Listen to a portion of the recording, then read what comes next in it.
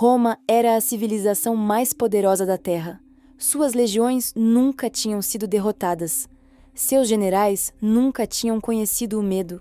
E então, um homem mudou tudo. Ele atravessou uma cordilheira que era considerada impossível de atravessar. Trouxe elefantes de guerra por picos congelados, onde milhares dos seus próprios homens morreram. E quando finalmente chegou do outro lado, ele não apenas derrotou Roma, ele a humilhou.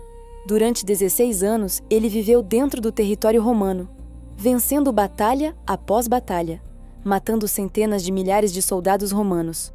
E Roma, a maior potência militar que o mundo já tinha visto, não conseguiu detê-lo. O nome dele era Aníbal Barca. E esta é a história do homem que quase apagou Roma da história. Aníbal nasceu em 247 a.C., em Cartago, uma cidade na atual Tunísia. Na época, Cartago era a única rival real de Roma, um império comercial que controlava o Mediterrâneo ocidental, rico, poderoso e orgulhoso. Mas quando Aníbal era apenas um menino, Cartago perdeu uma guerra, a Primeira Guerra Púnica. Roma tomou a Sicília, exigiu pagamentos massivos, humilhou Cartago no palco mundial. O pai de Aníbal era Amílcar Barca, um dos maiores generais de Cartago, um homem que tinha lutado contra Roma e perdido. Não porque não fosse bom o suficiente, mas porque seu próprio governo o abandonou. Amílcar nunca esqueceu e garantiu que seu filho também não esquecesse. Quando Aníbal tinha 9 anos, seu pai o levou a um templo. Fez o menino colocar a mão no altar e jurar. O historiador antigo Políbio registrou as próprias palavras de Aníbal sobre aquele dia. Meu pai me fez jurar que nunca seria amigo de Roma. Isso não era apenas ódio, era programação. A partir daquele momento, Aníbal tinha um único propósito na vida: destruir Roma. Todo o resto, família, riqueza, conforto, era secundário. Ele passou a infância em acampamentos militares na Espanha, onde seu pai estava construindo uma nova base de poder, aprendendo estratégia, aprendendo línguas, aprendendo a comandar homens.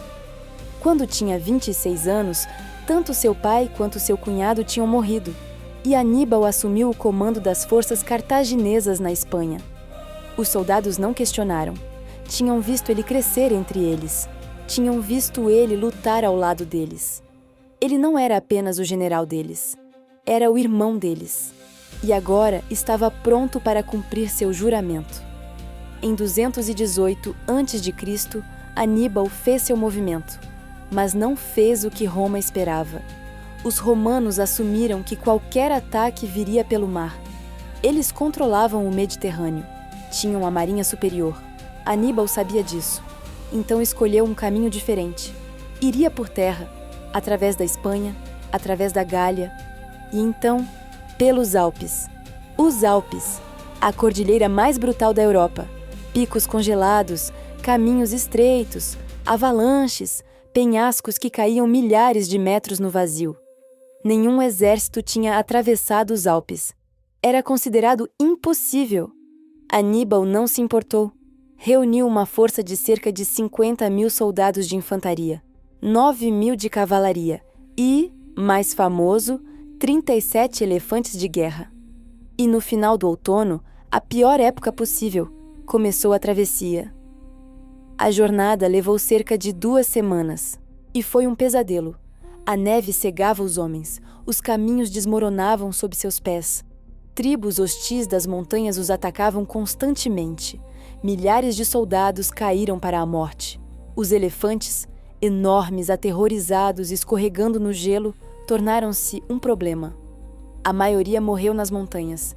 Lívio, o historiador romano, descreveu a cena. Os soldados desesperaram. Não viam nada além de rochas e gelo. Homens caíam dos penhascos. Animais gritavam enquanto deslizavam para o abismo. Parecia que os próprios deuses tinham proibido essa passagem. Quando Aníbal finalmente desceu para a Itália, tinha perdido quase metade do seu exército, mas tinha feito o impossível. Agora estava dentro do território romano, com uma força endurecida de sobreviventes que tinham provado que o seguiriam a qualquer lugar. E Roma não fazia ideia de que ele estava vindo. Os romanos ficaram atordoados. Um exército inimigo, dentro da Itália. Era impensável. Correram para responder. Enviaram um cônsul chamado Semprônio com uma legião completa para interceptar Aníbal no rio Trébia. Semprônio era arrogante. Achava que os cartagineses eram inferiores. Atacou imediatamente. Aníbal o destruiu. Tinha escondido cavalaria na floresta. Quando os romanos avançaram, foram cercados, massacrados. Milhares morreram na água gelada tentando escapar. Roma enviou outro exército, liderado por outro cônsul, Flamínio. Aníbal o emboscou no lago Trasimeno. Desta vez, escondeu todo o seu exército na névoa da manhã ao longo das colinas que cercavam o lago. Quando Flamínio marchou suas legiões pela margem, Aníbal atacou de todos os lados ao mesmo tempo. Os romanos não conseguiam formar linhas de batalha. Não conseguiam ver o inimigo. Não conseguiam nem ver uns aos outros. 15.000 soldados romanos morreram em 3 horas. O próprio Flamínio foi morto.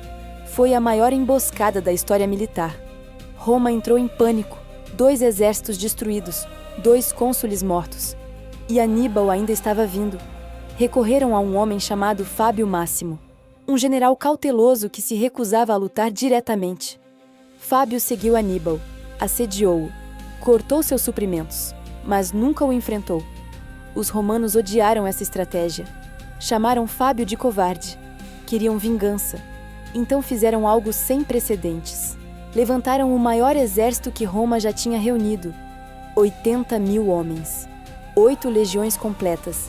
E marcharam para encontrar Aníbal num lugar chamado Canas, 2 de agosto de 216 a.C. O exército romano estava nas planícies de Canas. 80.000 homens.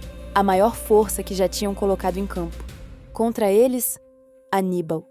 Com cerca de 50.000. Os romanos estavam confiantes. Tinham os números, tinham a infantaria pesada. Simplesmente esmagariam os cartagineses com força esmagadora. Aníbal sabia exatamente o que fariam e tinha um plano.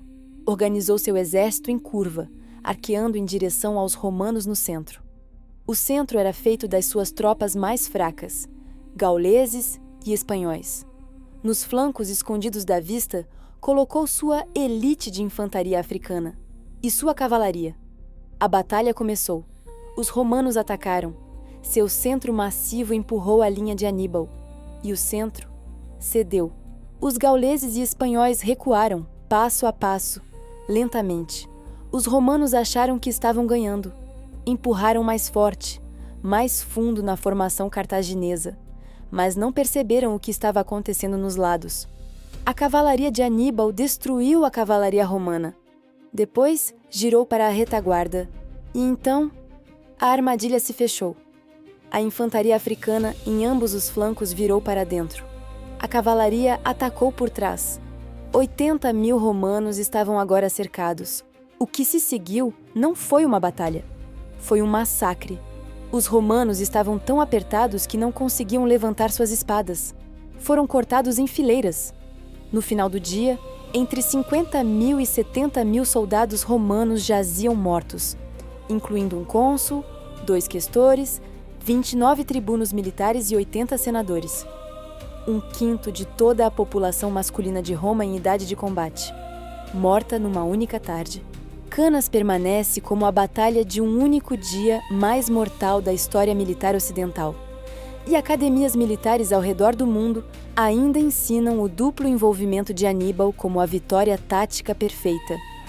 Generais de Napoleão a Schwarzkopf o estudaram, tentaram replicá-lo. A maioria falhou, porque Canas não era apenas sobre táticas. Era sobre um homem que entendia seu inimigo completamente e usou esse entendimento para destruí-los. Depois de Canas, o comandante de cavalaria de Aníbal, Maarbal, veio a ele com uma proposta. Dê-me a cavalaria. Em 5 dias estaremos jantando no Capitólio em Roma. Aníbal recusou. As razões ainda são debatidas por historiadores. Talvez faltasse equipamento de cerco. Talvez temesse uma armadilha. Talvez acreditasse que Roma se renderia. A resposta de Maarbal foi registrada para a história. Você sabe como vencer uma vitória, Aníbal, mas não sabe como usá-la. Roma nunca se rendeu. Apesar de Canas, apesar de perder exército após exército, apesar de ter um inimigo acampado em seu solo por 16 anos, simplesmente recusaram desistir. Levantaram novas legiões, de meninos, de escravos, de qualquer um que pudesse segurar uma espada. Evitaram batalha direta, desgastaram Aníbal, cortaram seus reforços. Cartago, dilacerada por política interna, enviou quase nenhum apoio. E lentamente, ano após ano, a posição de Aníbal enfraqueceu. Em 203 a.C., Roma invadiu o norte da África diretamente, ameaçando a própria Cartago. Aníbal foi chamado de volta. O homem que tinha passado 16 anos tentando destruir Roma teve que partir sem terminar o trabalho. Aníbal enfrentou os romanos uma última vez na Batalha de Zama em 202 a.C. Desta vez, perdeu. O general romano Cipião, que tinha estudado as táticas de Aníbal, usou-as contra ele. Cartago se rendeu, pagou reparações massivas, perdeu seu império para sempre. Aníbal sobreviveu. Entrou na política, tentou reconstruir a economia de Cartago, mas Roma nunca esqueceu, nunca perdoou. Exigiram sua rendição, caçaram-no pelo Mediterrâneo. Em 183 a.C., encurralado na Bitínia, atual Turquia, Aníbal tomou veneno em vez de ser capturado. Suas últimas palavras, segundo Lívio: libertemos Roma da sua longa ansiedade, já que ela acha muito longo esperar pela morte de um velho. Ele tinha 64 anos. Tinha passado toda a sua vida lutando contra Roma. E no final, Roma venceu. Mas o medo que ele inspirou nunca desapareceu. Por gerações após sua morte, sempre que crianças romanas se comportavam mal, seus pais diziam: Hannibal ad portas. Aníbal está nos portões. O homem tornou-se um fantasma, um aviso, uma lenda. E ainda hoje, 2.200 anos depois, continuamos contando a história dele. Aníbal Barca nunca alcançou seu sonho de destruir Roma, mas chegou mais perto do que qualquer outro na história. Provou que Roma não era invencível, que um homem com determinação suficiente podia trazer um império de joelhos, e deixou um modelo de genialidade militar que generais tentaram copiar por 2.000 anos. O juramento que fez aos 9 anos, ele o manteve até seu último suspiro. Poucos homens podem dizer isso. Se essa história ficou com você, inscreva-se no canal. Vamos explorar mais conquistadores, mais batalhas, mais heróis esquecidos que moldaram o mundo. E deixa nos comentários: você acha que Aníbal deveria ter marchado sobre Roma depois de Canas? A história seria diferente? Te vejo no próximo.